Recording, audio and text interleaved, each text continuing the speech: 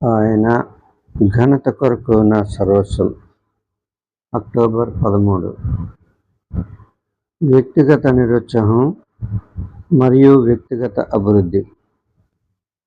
మోషే పెద్దవాడై తన జనుల యొద్దకు పోయి వారి భారములను చూచెను. నిర్గమ 2:11. తన ప్రజలు నలిగిపోవడం మోషే చూశాడు. వారిని విడిపించడం తన బాధ్యతని మోషే భావించాడు. వారిని బాగు చేయాలనుకోవడం మోషేకు కలిగిన మంచి ఆలోచనే. అయితే మోషేకు తొలి ప్రయత్నంలోనే నిరుత్సాహం ఎదురైంది. దేవుడు అతన్ని 40 సంవత్సరాలు అరణ్యంలోనికి పంపించాడు. అక్కడ మోషే గొర్రెలకు కాపరిగా ఉన్నాడు. 40 సంవత్సరాల అనంతరము దేవుడు అతన్ని మళ్ళీ తన ప్రజల దగ్గరకు నడిపించాడు.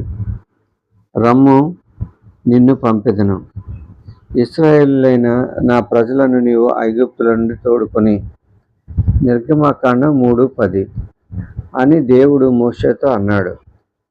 అందుకు మోషే, నేను ఎంతటి వాడినని నిర్గమ 3:11 జవాబిచ్చాడు. మొదట్లో తన ప్రజలను విడిపించే బాధ్యత తనదేనని మోషే తలంచాడు. అయితే అతను 40 సంవత్సరాల పాటు అరణ్యంలో తర్ఫీదు పొందాడు. తన కోణం నుంచి మోషే సరిగ్గానే ఆలోచించి ఉండవచ్చు. అయితే దేవునితో అన్యోన్య సహవాసము మరియు దేవునితో తాదాత్మ్యత కలిగి ఉండే వరకు అతనికి తన ప్రజల్ని నడిపించే బాధ్యత అప్పగించబడలేదు. మనకు కూడా దేవుని దర్శనం ఉంది. దేవుడు మన నుంచి ఏం కోరుకుంటున్నాడో మనకు స్పష్టంగా తెలుసు. అయితే మనం పని ప్రారంభించినప్పుడు మోషేకు 40 సంవత్సరాల కాలంలో అరణ్యంలో ఎదురైన అనుభవాలే మనకు కూడా ఎదురవుతాయి. దేవుడు మనల్ని విడిచిపెట్టాడని మనం ఆలోచిస్తాం. మనకు తీవ్రమైన నిరుత్సాహం కలుగుతుంది. అప్పుడు దేవుడు మనతో మళ్ళీ మాట్లాడి తన పిలుపును స్థిరపరుస్తాడు. అప్పుడు మనం తడబాటుతో నేనంతటి వాడినని చెప్తాం. దేవుడు తన గురించి క్లుప్తంగా నేను ఉన్నవాడును నిర్గమ 3:14 చెప్తున్నాడు. నేను ఉన్నవాడినని పలికిన దేవుడు మనల్ని పంపిస్తున్నాడు. దేవుని కొరకు మనం సొంత ప్రయత్నాలు చేసినప్పుడు వాటిని మనం కొనసాగించలేము.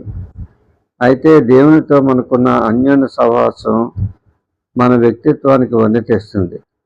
అప్పుడు దేవుడు మనతో నేను ఆనందించుచున్నానని మత్తయి 3:17 చెప్తాడు. దేవునితో మనకు అన్యోన్య సహవాసం ఉన్నప్పుడు మనం చేయవలసిన పని గురించి స్పష్టమైన దర్శనం ఉంటుంది.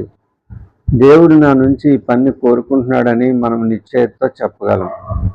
అయితే మనం దేవుని అడుగుజాడల్లో అడుగులు వేయడం ఇంకా పూర్తిగా నేర్చుకోలేదు. నీవు ఇప్పుడు నిరుత్సాహంగా ఉన్నావా?